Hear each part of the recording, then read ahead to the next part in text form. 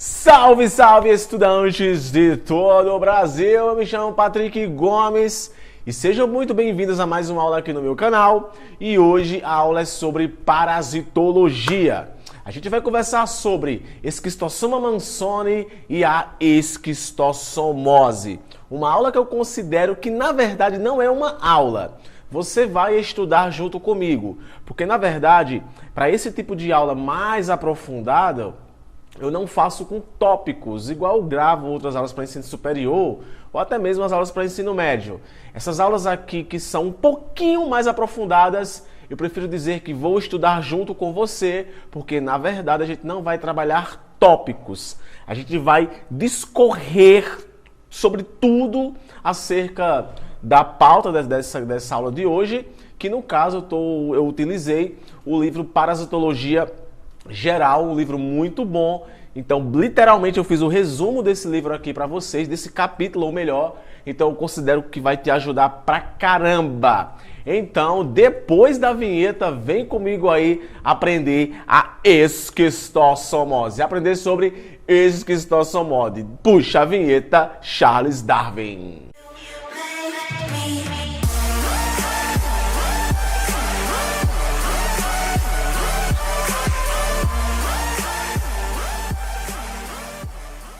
Muito bem, meus queridos, Esquistossoma mansoni e esquistossomose.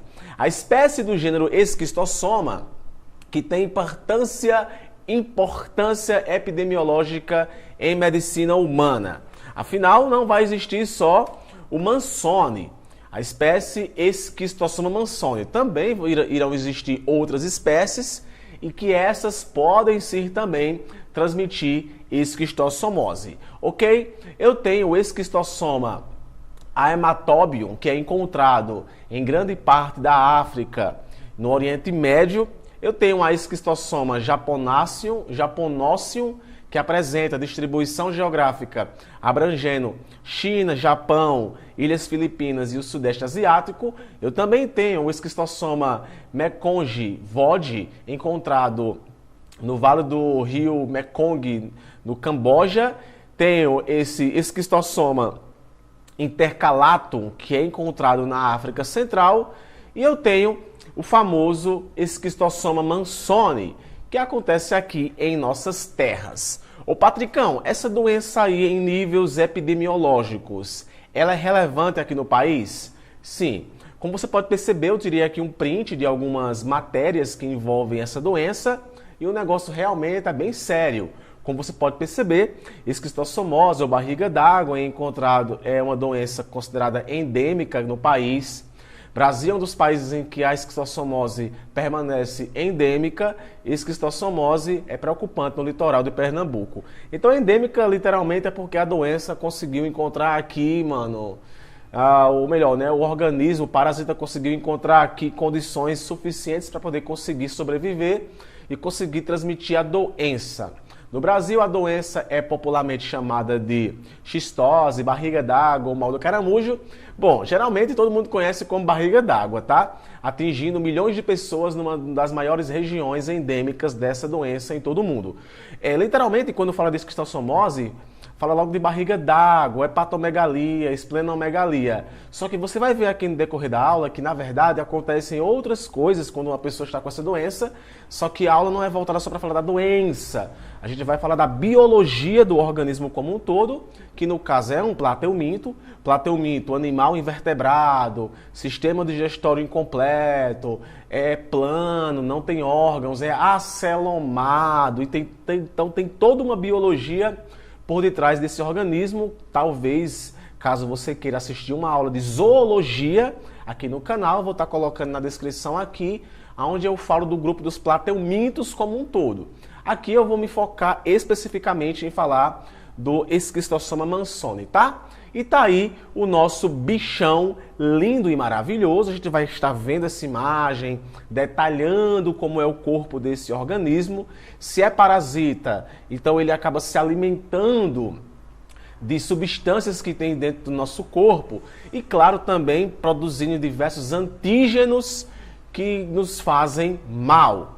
E aí é que está o legal da coisa, é que o nosso corpo ele produz anticorpos sim. Então você vai ver daqui a pouco que nosso corpo ele acaba também reagindo a esse parasita, inclusive até matando ele. Só que como ele é um organismo muito simples, mas ao mesmo tempo que pode transmitir uma doença, ele tem um certo ciclo de vida muito, como é que eu posso dizer, muito delicado. Então tem que ter condições, alimentação, temperatura, para poder fazer com que esse organismo sobreviva. Sem contar também que durante todo o seu ciclo de vida, que é heterocênico, passando, portanto, por um caramujo, por um hospedeiro intermediário. Hospedeiro intermediário é aquele que acontece que o organismo sofre reproduções assexuadas. Definitivo é aquele que ele sofre a reprodução sexuada e também assexuada.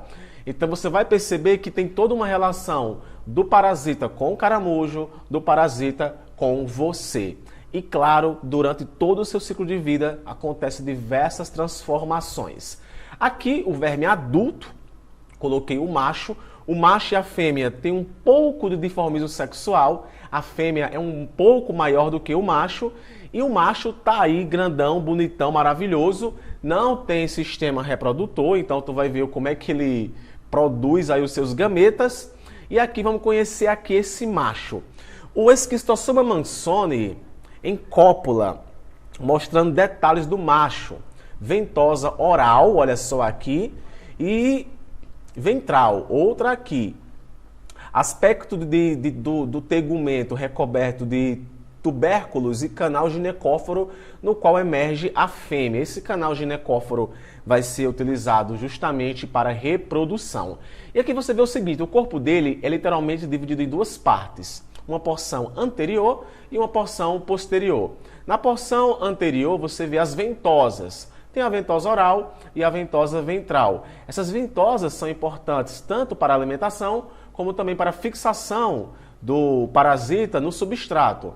E o canal ginecóforo, que vai estar na porção posterior, vai estar ligado também à reprodução, mas também vai estar ligado a outras coisas. Beleza? Aqui eu tenho um queco ramificado, ao qual as ventosas vão ter contato com esse queco. Você vai ter o poro genital, que é justamente aonde também vai estar ocorrendo a questão de armazenamento de gametas. Testículos, olha só, ele tem testículos, velho. Mesmo ele não tendo um aparato sexual desenvolvido, ele vai ter testículo, vai estar produzindo gametas. E o canal ginecóforo. Então, anote isso. Lembre, você está estudando comigo. Então, pause. Pause, você pode apertar K, que pausa o vídeo, ou apertar só o botão espaço, que também pausa o vídeo. E você vai anotar isso daí. O verme não possui órgão copulador. E assim, os espermatozoides passam pelos canais deferentes que se abrem no poro genital. Então, o poro genital, ó, vai expulsar. Dentro do canal ginecóforo, aí alcançam as fêmeas fecundando-a. Então a fecundação literalmente vai acontecer dessa forma. Então a fêmea precisa entrar dentro do macho para poder acontecer a reprodução sexuada. Patrick, qual é a diferença de uma reprodução sexuada para uma assexuada? A sexuada não é que tem um ato sexual em si, é que tem a presença de gametas. A assexuada não vai ter participação de gametas e o organismo ele vai sofrer literalmente uma divisão que vai estar dando origem a outro idêntico, que você vai ver que isso é muito comum aqui na fase assexuada deste organismo, tá? E eu tenho aqui a fêmea também, que ela é um pouco maior, ela mede cerca de 1,5 centímetros, o macho mede cerca de 1 centímetro, isso aqui verme adulto, tá? O verme adulto. A porção anterior vai ser semelhante à do macho, mas a porção posterior ela vai ter o seguinte: a metade posterior é preenchida pelas glândulas vitologênicas ou vitelinas e o queco. Queco que vai estar ligado aí também à excreção do animal e essas vesículas que também vão ser importantes para nutrir os ovos, né, que foram gerados a partir da fecundação, tá? E aqui você vê os ovos. Eu coloquei ali o símbolo de micrômetro errado porque o meu computador não faz esse símbolo, tá? Aqui é 50 micrômetros. Então perceba aqui os diferentes tipos de estágio dos ovos desse organismo aqui. E aqui estão os dois principais protagonistas que você conhece. o miracídio do lado esquerdo e a cercária do lado direito, que participam aí justamente, um entrando dentro do caramujo e o outro entrando dentro da pele da pessoa. Beleza? O miracídio é o ovo maduro e é encontrado nas fezes. Então, nosso próprio corpo ele também produz esses ovos. Esses ovos eclodem, os ovos eclodem na água, produzem esse miracídio. O miracídio acaba aí através de uma compatibilidade com o caramujo Bionfalaria, acaba penetrando pelo caramujo. E eu tenho aqui a cercária. Vamos aqui namorar um pouquinho aqui com esse miracídio aqui. Então aqui eu tenho, deixa eu ver aqui, aqui em B, cadê o B? Miracídio. Eu tenho uma glândula de penetração, que é essa GP, glândula de penetração. Então isso aqui vai estar auxiliando na penetração desse organismo dentro do caramujo. Eu tenho as glândulas adesivas, como o próprio nome diz, vai estar ligada à aderência, GA aqui, beleza? Eu tenho as células flamas, que também são ligadas à questão de excreção. Por mais que a excreção ela seja bem elaborada nos vermes anelídeos, aqui nesse plateomito aqui a gente já vê vestígios desse tipo de célula que vai auxiliar no processo de excreção. Eu tenho aqui os túbulos excretores, que vão estar em conexão justamente com essas células flama, como você pode perceber aqui. Eu tenho o poro excretor, que justamente está tudo aqui conectado. E essa excreção aqui, ela é antígeno, acaba também sendo antígeno dentro do caramujo, tá? Não só o organismo em si é um antígeno, o que ele produz também é antígeno, tá? Eu tenho também aqui uma parte que é muito importante, que é esse TB aqui, que é o Teratobium. Esse Teratobium aqui ele é muito importante para a questão também da penetração desse organismo no caramujo, tá? Eu tenho aqui a cercária, que parece já um peixinho, né? Que vai perder essa cauda aqui quando ela entra dentro do nosso corpo. E eu tenho aqui a ventosa oral, eu tenho a ventrosa oral e o poro oral. Então isso aqui vai estar ligado à questão de alimentação. Eu também tenho aqui o DGP, que são os ductos das glândulas de penetração. Então tá aqui os ductos dessas glândulas que também vão estar associando no processo de penetração na pele da gente, ou pelo pé, ou inclusive até pela boca. Ele também pode entrar pela boca, tá? Só que se a gente ingerir esse organismo aí, é muito provável que ele morra no nosso estômago, tá? Eu tenho o queco, ligado também à excreção, e tenho as glândulas de penetração. Eu tenho a ventosa ventral. Essa ventosa ventral aqui vai ser também importante para a fixação do organismo em substratos. E eu tenho o PG, que é o poro genital, como o próprio nome diz, vai estar também ligado à questão de reprodução assexuada, tá? Ok? Então tá aí esses dois organismos aí que são fundamentais para o ciclo de vida dessa doença. Com relação ao miracídio, eu vou enfatizar aqui outros aspectos importantes sobre eles. Então, o miracídio apresenta a forma cilíndrica com dimensões médias de 180 micrômetros, tá? É micrômetros de comprimento por 60 micrômetros de largura. Então, em termos microbiológicos, até que ele é muito pequeno, beleza? Então, não é porque ele é pequeno que ele vai ser também, tem que se negligenciar, não. Caso ele encontre o caramujo no tempo hábil, ele vai com certeza acabar se desenvolvendo dentro dele, tá? Então aqui, apresentam células epidérmicas onde se implantam os cílios. Então aqui eu tenho, basicamente, especializações da membrana. Esses cílios aqui também vão estar auxiliando no processo de locomoção, né, de motilidade e também na questão de aderência, tá? Os cílios também auxiliam nesse processo. Eu tenho o teratóbio, que no caso vai servir como uma ventosa com terminações de glândulas adesivas. E também vai ter cílio lá dentro, viu? Cílios maiores e espículos anteriores, terminações nervosas.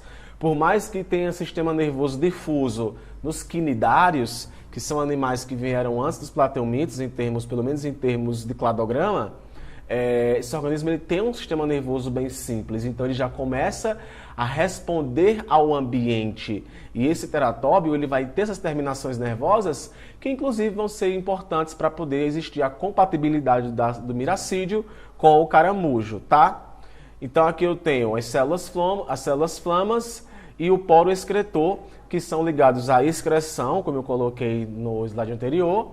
E tenho aqui o sistema nervoso é muito primitivo, estando representado por uma massa celular nervosa central, que se ramifica e se conecta com células nervosas periféricas. Então, daqui parte para a camada posterior.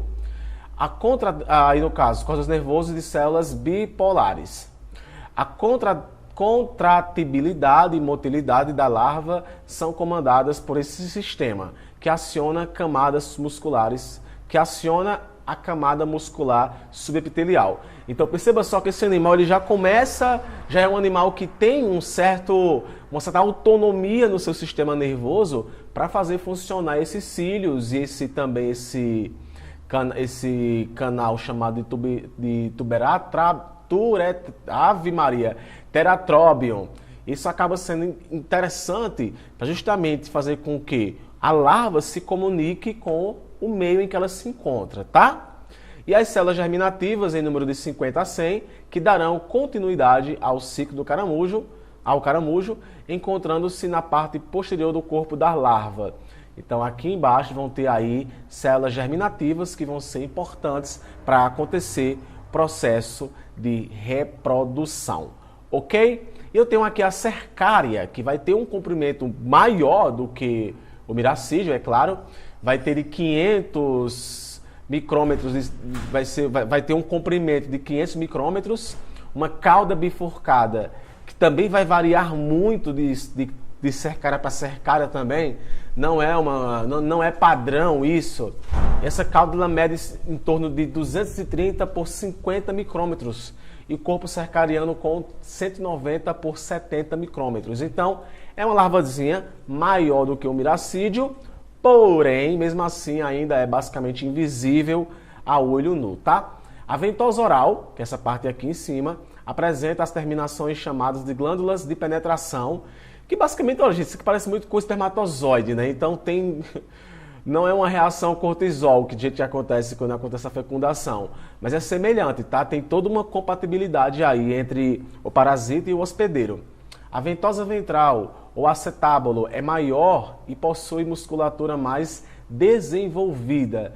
Então essa ventosa ventral aqui, ela vai estar ligada também à fixação e vai ser importante justamente para poder manter o parasita dentro do corpo do organismo, tá?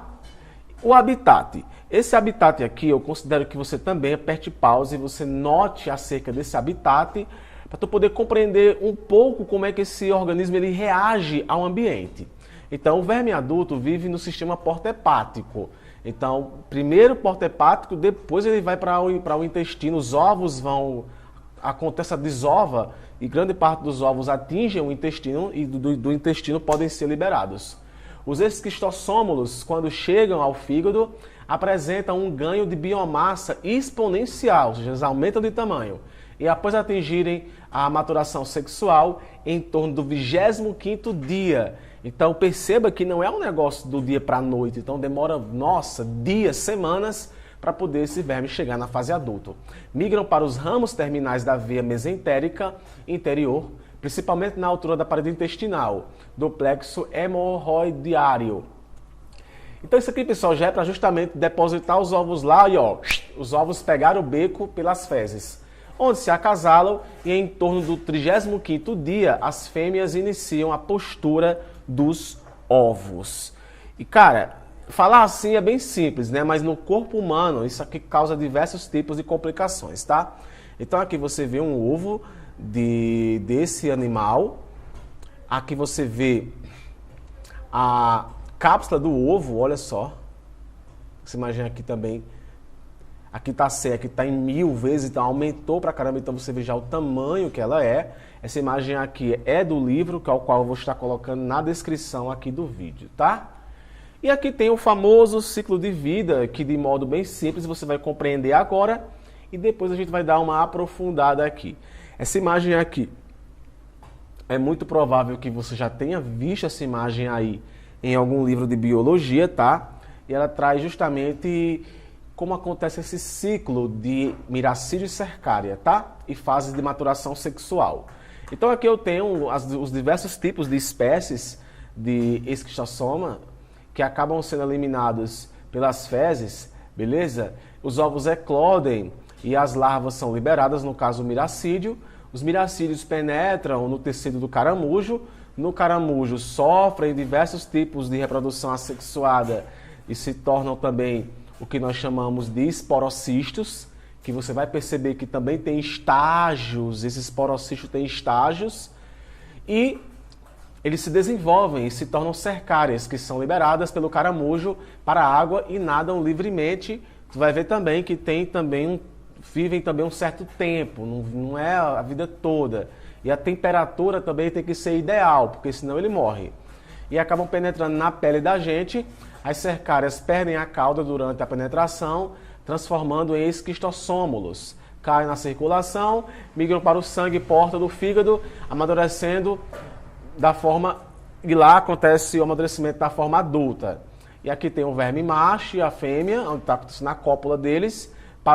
Pares de vermes migram para as vênulas mesentéricas do intestino e lá acontece aí a sua reprodução e sua desova, onde vai encher de ovos o seu intestino, como também pode ter ovos no sistema porta. Então aí de um modo bem simplificado, como acontece esse ciclo aí entre o miracídio, entre o caramujo bionfalária e a espécie humana, levando em consideração que não é só na espécie humana que a cercária pode entrar, só que é só na espécie humana que pode ocasionar essa doença, tá? Agora é claro, né? Esse agente aí, só por estar dentro do nosso corpo, ele pode promover diversos tipos de consequências inflamatórias. E eu vou estar dizendo para você qual é o principal... não é a principal coisa que ele faz, mas é o que determina que você fica ou não doente, tá? Então aqui eu tenho o esquistossoma mansoni, ao atingir a fase adulta de seu ciclo biológico no sistema vascular do homem e de outros mamíferos, alcança as veias mesentéricas, principalmente a veia mesentérica inferior, migrando contra a corrente sanguínea, isso aqui é importante, migrando contra a corrente sanguínea. As fêmeas fazem a postura no nível da submucosa. Cada fêmea põe cerca de 400 ovos por dia. Gente, é muitos ovos, mas muitos morrem, tá? Na parede dos capilares e vênulas. E cerca de 50% desses ganham o meio externo. 5 anos é a vida média do esquistossoma mansoni, embora alguns casais possam viver mais de 30 anos, eliminando os ovos. Agora sim, uma pessoa está com essa doença durante 30 anos, eu vou te contar, viu? Os ovos colocados nos tecidos levam cerca de 1 semana para tornarem-se maduros. No caso, o miracídio formado e da submucosa chegam à luz intestinal e por lá são liberados, né? E tem que cair na água para poder acontecer a continuação do ciclo biológico. Esse textinho aqui eu também peguei do livro, o ideal é que vocês apertem pause e também anotem. Gente, quem não anota não aprende. Uma videoaula com tópicos é legal, mas uma videoaula comentando o livro, ela é melhor ainda. Então dê um pause, anote, você não vai se arrepender, tá? Então aqui eu tenho o seguinte, os prováveis fatores que promovem essa passagem. A passagem justamente do organismo do sistema porta para as paredes mesentéricas, tá? Então, de acordo com o livro, ele listou aqui 5 dessas causas que eu também considero importante, por isso que eu quero compartilhar com vocês, tá? Reação inflamatória, sem dúvida, o processo mais importante, já que em animais imunossuprimidos ocorre acúmulo de ovos nas paredes intestinais. Animais imunossuprimidos são animais em que eles acabam produzindo poucos anticorpos para a quantidade de antígenos que tem dentro do corpo dele, tá? Pressão dos ovos que são postos atrás, então acontece o bombeamento também que faz com que esses ovos cheguem ao canal mesentérico. Enzimas proteolíticas produzidas pelo miracídio lesando os tecidos, o que também vai levar a uma inflamação. Esses nomes é muito complicado de eu falar, meu Deus do céu. Adeujacamento da parede do vaso, provocado pela distensão do mesmo com a presença do casal na sua luz. Então, literalmente, o casal está entupindo o sistema porta-hepático, né? E faz com que também isso aí leve à inflamação, fazendo com que aconteça essa migração. Finalmente ocorre a perfuração da parede venular já habitada, já debilitada pelos fatores anteriores citados e auxiliada pela descamação epitelial provocada pela passagem do bolo fecal e os ovos ganham um ambiente externo. Beleza?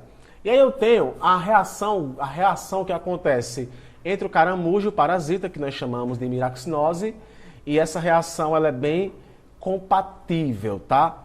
Então eu tenho aqui, a capacidade de penetração restringe-se a cerca de 8 horas após a eclosão e é notavelmente influenciada pela temperatura. Se tiver muito quente, morre, se tiver muito frio, morre também. Por essa razão, o contágio com a cercária acontece em horas específicas do dia, tá? E eu coloquei aqui também um fragmento do livro que eu considero também importante compartilhar com vocês.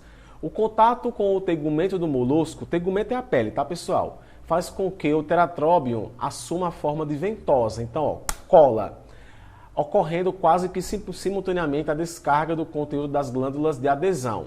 O miracídio atinge intensamente, agita-se, ou melhor, intensamente, com os movimentos contráteis e rotatórios, comandados pelas vibrações ciliares e pela ação da musculatura subepitelial. Lembrando que isso daqui também tem participação do microsistema nervoso deste bicho. Nesse meio tempo, o conteúdo das glândulas de penetração é descarregado e as enzimas proteolíticas iniciam sua ação de digestão dos tecidos. A ação combinada dos intensos movimentos do miracídio e da ação de enzimas constitui o elemento que permite a introdução do miracídio nos tecidos do molusco.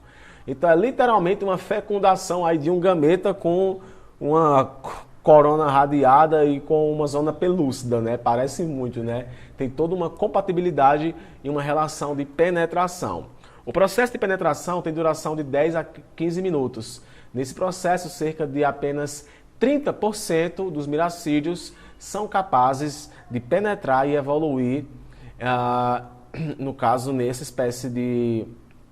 Colocou aqui um exemplo de uma espécie de molusco, e 30% penetram, mas não evoluem, e 40% são incapazes de até mesmo penetrar no molusco. Então perceba que, em termos evolutivos, essa é a grande importância de ter tanta desova, né? 200 ovos por dia, porque justamente muitos vão morrer, né? Muitos vão chegar na fase adulta. Ok? Assim sendo, o miracídio transforma-se, na verdade, em um saco com paredes cuticulares, contendo a geração das células germinativas ou reprodutivas, que recebe o nome de esporocisto, que é o que vai acontecer em reproduções assexuadas com essa forma de organismo, tá? E aqui eu tenho o esporocisto primário, o secundário e também vai ter o terciário, tá? As células germinativas, em número de 50 a 100, iniciam então um intenso processo de multiplicação, fazendo com que após 72 horas a larva chamada de esporocisto primário, esporocisto mãe, os primeiros esporocitos primários dobre de tamanho.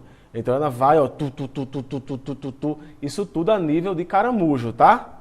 Em condições ideais, a temperatura entre 25 a 28 graus, ocorre a formação do esporocisto secundário, que se inicia a partir do 14º dia após a penetração do miracídio no caramujo. Então você vê, né? 25 dias na espécie humana, em média 14 dias no caramujo. Então é um ciclo bem complexo, não é que nem a imagem aqui representa, que tipo, entrou aqui e já aconteceu todas essas transformações. Não é bem assim que a banda toca, tá? Vamos pra cá? Sim, ó. A formação cercariana, que no caso vai formar a cercária, inicia-se com a disposição das células germinativas em uma mórula. Então elas vão começar a se aglomerar em uma mórula, em cujo centro encontra-se uma grande célula basófila, com o núcleo grande e vesicular. Um único miracídio pode gerar cerca de 100 a 300 mil cercárias. E cada miracídio já leva definitivo o sexo das cercárias que serão produzidas. Então, como vocês podem perceber, esse animal aí é um animal monóico, ou seja, sexos separados, né? Um indivíduo só com um sexo, e esse miracídio já carrega o próprio sexo do organismo, né? E a infecção, em termos de infecção, a mera presença do organismo já vai promover diversos tipos de reações inflamatórias. Todo o sistema imunológico, células de defesa vão ficar aí atentos à penetração desse organismo.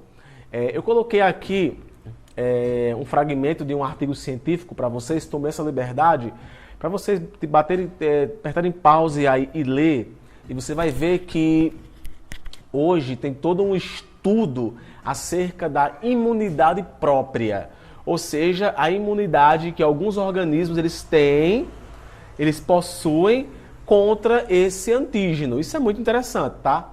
Por quê? Porque o livro também coloca, daqui a pouco, pessoas que são imunes a esse organismo, que acabam sobrevivendo e não tendo nem sequer sintomas.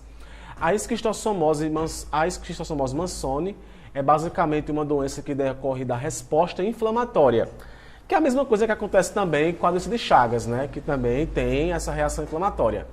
Só que aqui é uma reação inflamatória granulomatosa. Decora esse nomezinho aqui, viu? Que vai formar granulomas durante a infecção, principalmente em torno dos ovos, que ocorre em torno ali, viu? Não é tomo não.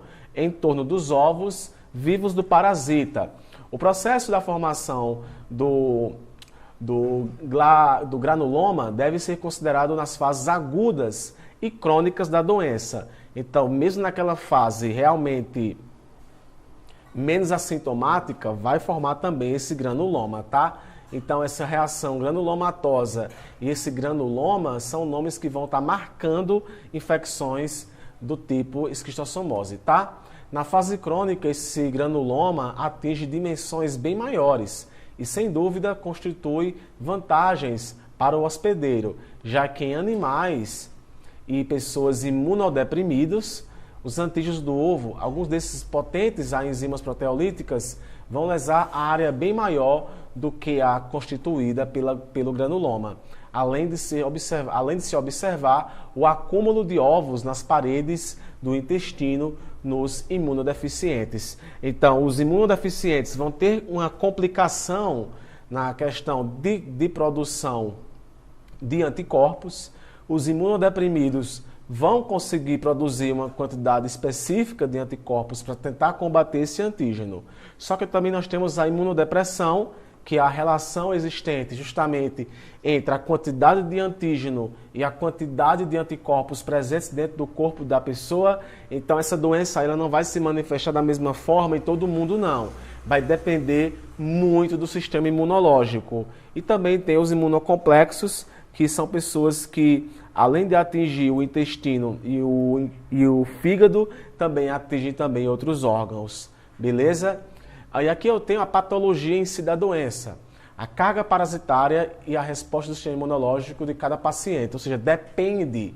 Então, como eu falei agora há pouco, a quantidade do parasita dentro do corpo da pessoa vai determinar a agressividade da doença. Eu vou chamar aqui de virulência da doença, tá? Então aqui eu tenho a dermatite cercariana, que também é bem comum em pacientes que têm essa doença. Essa dermatite, no caso de doença de pele, é caracterizada por sensação de comichão, erupção urticariforme e seguida dentro de 24 horas por eritema, edema, pequenas papulas e dor. Então você vê aqui eritema, que é no caso basicamente de movimentações que vai acontecer com a pele. E você vê aqui esses carocinhos aqui, ó. Repare para ver se você não tem esse daqui na sua pele, porque se você tiver, é provável que você esteja com dermatite cercariana, tá? A dermatite cercariana é, portanto, um processo inflamatório, muito importante na imunidade concomitante, ou também a imunidade própria, que foi aquela que eu falei de pacientes que produzem uma quantidade específica de anticorpos para tentar combater esse antígeno, tá? E eu tenho os esquistossômulos, que só a presença dele também pode levar a inflamações. Cerca de 3 dias após a penetração das cercárias da pele, elas vão perder a cauda, né? Os esquistossômulos são levados aos pulmões. Então, canais tissulares. Na segunda semana após a infecção, podem ser encontrados nos vasos do fígado, posteriormente no sistema porta-intrahepático. Nessa fase pode haver linfedema generalizada, inflamação, né, velho, dos canais linfáticos, febre, aumento volumérico do baço, a esplenomegalia e também vai ter hepatomegalia, tá? E sintomas pulmonares, ok? E aqui eu tenho o verme adulto. Com relação ao verme adulto, também dentro do corpo da gente, o que é que iremos encontrar, né? Sabe-se que após a maturação dos vermes adultos nos ramos intrahepáticos do sistema porta, os mesmos migram principalmente para a veia mesentérica inferior. Os vermes penetram aí por longos anos, permanecem aí por longos anos e não produzem lesões de monta. Já os vermes mortos podem provocar lesões extensas, embora circunscritas. Essas lesões ocorrem principalmente no fígado, para onde os parasitos são arrastados pela circulação porta. Além dessas lesões, o verme adulto expoliam o hospedeiro devido ao seu alto metabolismo.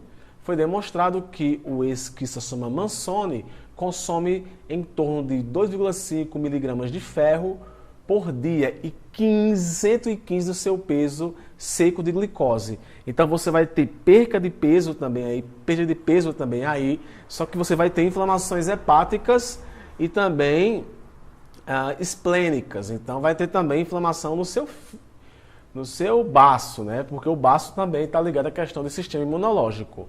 E aqui eu tenho a fêmea zona, ó, parecendo um anelídeo, entrando aqui dentro do macho para poder acontecer a cópula.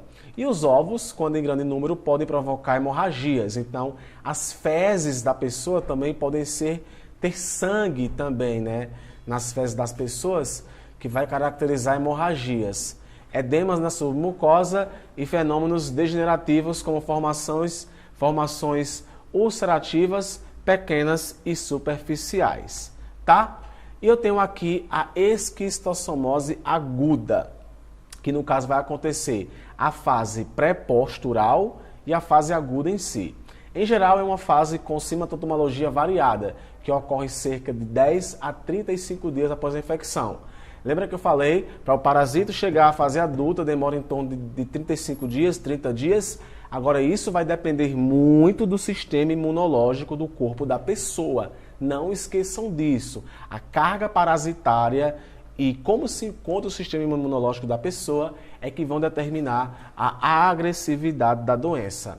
Na fase aguda, aparece em torno de 50 dias e dura até cerca de 120 dias após a infecção, provocando a formação de granulomas, inflamação, né, simultaneamente, caracterizando a forma tóxica, que pode apresentar-se como doença aguda, febril, acompanhada de sudorese, calafrios, emagrecimento, fenômenos alérgicos, diarreia, disenteria, cólicas, tenesmo. Esse tenesmo aí também são basicamente semelhante a movimentos peristálticos, tá? São contrações que acontecem a nível muscular. Hepatoesplenomegalia discreta, no caso aumento do fígado e do baço, linfedema, leucocitose com eosinofilia, aumento das globulinas e alterações discretas das funções hepáticas.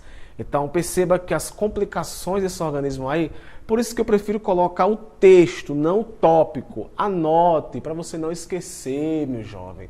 Ah, Patrick está só lendo. Não estou comentando. É uma aula do tipo estudada. Nós dois estamos estudando. Então eu não coloquei, não gravei esse momento aqui para você ficar só olhando para minha cara, não. Aperte pause e anote isso para você não esquecer. Beleza? Para quem vai apresentar um seminário na faculdade, se quiser esse slide aqui, eu mando para você, tá? E aqui eu tenho a esquistossomose crônica, que essa é a forma que pode apresentar grandes variações clínicas, dependendo de serem alterações predominantemente intestinais, hepatointestinais ou hepatoesplênicas. E aqui você vê a famosa barriga d'água, né? Vê aqui uma menininha e um rapaz aí com ascite. Então, o paciente com forma hepatoesplênica e paciente pré-cirúrgico. No caso, depois que ele fez a cirurgia, né? Ó. Não, ou melhor, antes da cirurgia, né? Porque pré é antes, né? E aqui eu tenho, no intestino, em muitos casos, o paciente apresenta diarreia, mucossanguínea lenta, que é aquela que eu falei que sai sangue, dor abdominal e tenesmo, e no fígado acontece isso aqui, né? Basicamente, necrose do fígado, né? Ó. Isso daqui que eu chamo de fibrose Siemens, que é também caracterizada pela presença dos ovos desse organismo aqui, formando granulomas, que vai causar inflamações e vai comprometer a função do fígado, ok? O diagnóstico é feito a partir de exame de fezes, biópsia e ultrassonografia. Ok, pessoal, essa aula aí é uma aula bem pocket sobre esquistossomose, espero muito ter te ajudado de alguma forma. Se você chegou até aqui, deixa o teu like, que isso ajuda muito o canal a crescer, tá? Estou aberto para tirar diversas dúvidas que vocês tenham acerca desse assunto, atividades. Pode mandar aqui para mim, para o meu WhatsApp aqui embaixo, que eu faço questão de te responder. E reitero, caso você queira esse slide, pode me solicitar que eu mando para o seu e-mail, ou se for pelo WhatsApp, eu mando pelo WhatsApp. Um beijo e até o próximo vídeo. Valeu!